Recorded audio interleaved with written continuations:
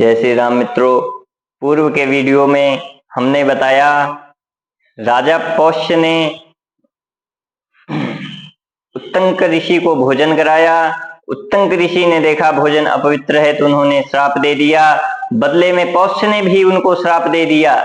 इसके बाद जब यह प्रमाणित हुआ भोजन अपवित्र है तो राजा ने क्षमा प्रार्थना किया और ऋषि उत्तंक ने उनका अपना श्राप वापस ले लिया तथा उन्होंने कहा, राजन, तुमने जो मुझे श्राप दिया है वह श्राप भी मुझ पर नहीं होगा। अब इसके आगे की कथा हम सुनेंगे। इसके बाद उत्तंक कहे, अब हम अपना कार्य साधन कर रहे हैं। ऐसा कहकर उत्तंक दोनों कुंडलों को लेकर वहां से चल दिए। मार्ग में उन्होंने अपने पीछे आते हुए एक नग्न छपड़क को देखा जो बार बार दिखाई देता और छिप जाता था। अथोतंकस्ते कुंडले सन्नस्य भुवा भूमा उदकार्थम प्रचक्रमे एतस्मिन्नन्तरे सा छपड़कस्त्वर्माण उपसृप्तते कुंडले गृहीत्वा प्राद्रवत। कुछ दूर जाने के बाद उत्तंक ने उन कुंडलों को एक जलाशय के किनारे भूमि पर रख दिया और स्वयं जल संबंधी कृत्य शौच, स्नान, आचमन, संध्या तर्पण आदि करने लगे। इतने में ही वह छपड़क बड़ी उतावली के साथ वहां आया और दोनों कुंडलों को लेकर चंपत हो गया। तमुतंको अभिसृत कृतोदक कार्यः शुचिः प्रायतो नमो देवेभ्यो गुरुभ्यश्च कृत्वा महता जवेन तन्मन्वयात्। उत्तंक ने स्नान, तर्पण आदि जल संबंधी कार्य पूर्ण करके शुद्ध एवं पवित्र होकर देवताओं तथा गुरुओं को नमस्कार किया और जल से बाहर निकलकर बड़े वेग से उस छपड़क का पीछा किया। वास्तव में वह नागराज तक्षक ही था। दौड़ने से उत्तंक के अत्यंत समीपवर्ती हो गया। उत्तंक ने उसे पकड़ लिया। पकड़ में आते हुए उसने छपड़क का रूप त्याग दिया और तक्षक नाग का रूप धारण करके वह सहसा प्रकट हुए पृथ्वी के एक बहुत बड़े विवर में घुस गया। प्रविश्य च नागलोकं स्वभनवन्मगच्छत अथोतंकस्तयाः क्षत्रियाया वचे स्मृत्वा तं तक्षकमन्वगच्छत। बिल में प्रवेश करके वह नागलोक में अपने घर चला गया। तदनंतर उस क्षत्रिणी की बात का स्मरण करके उत्तंक ने नागलोक तक उस तक्षक का पीछा किया। पहले तो उन्होंने उस विवर को अपने डंडे की लकड़ी से खोदना आरंभ किया, किंतु इससे उन्हें सफलता ना मिली। उस समय इंद्र ने उन्हें क्लेश उठाते देखा तो उनकी सहायता के लिए अपना वज्र भेज दिया।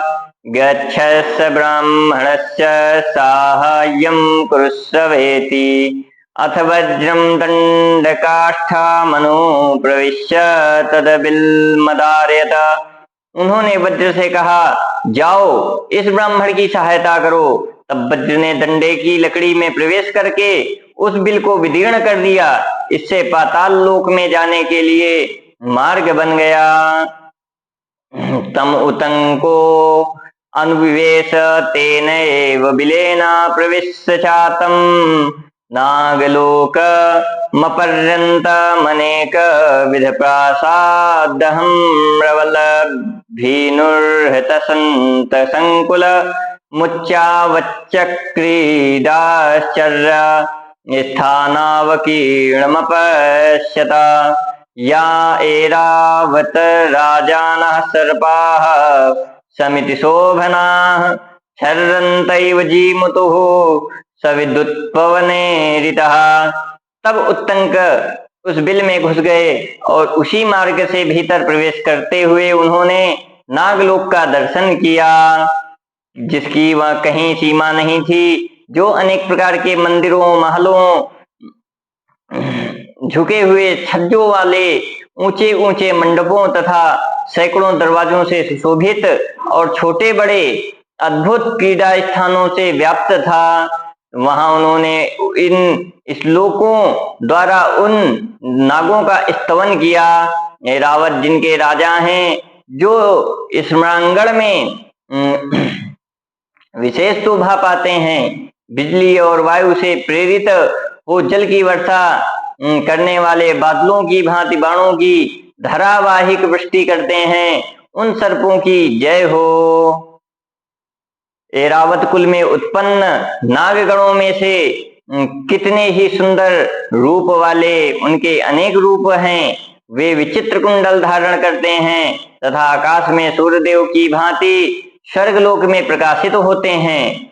गंगा जी के उत्तर तट पर बहुत से नागों के घर हैं। वहां रहने वाले बड़े बड़े सर्पों को भी मैं स्तुति करता हूँ। ऐरावत नाग के सिवा दूसरा कौन है जो सूर्यदेव की प्रचंड किरणों के सैन्य में विचरने की इच्छा कर सकता है। ऐरावत के भाई धृतराष्ट्र जब सूर्यदेव के साथ प्रकाशित होते और चलते हैं, उस समय 28,008 सर्प सूर्य के घोड़ों की बागडोर बनकर जाते हैं।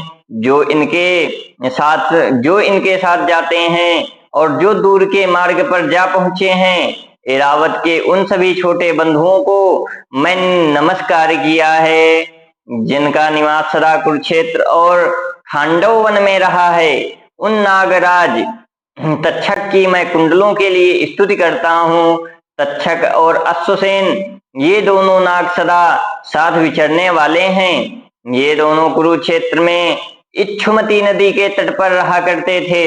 जो तक्षक के पाने के लिए सूर्यदेव की उपासना करते हुए कुरुक्षेत्र में रहे हैं, उन महात्मा को मैं सदा नमस्कार करता हूँ।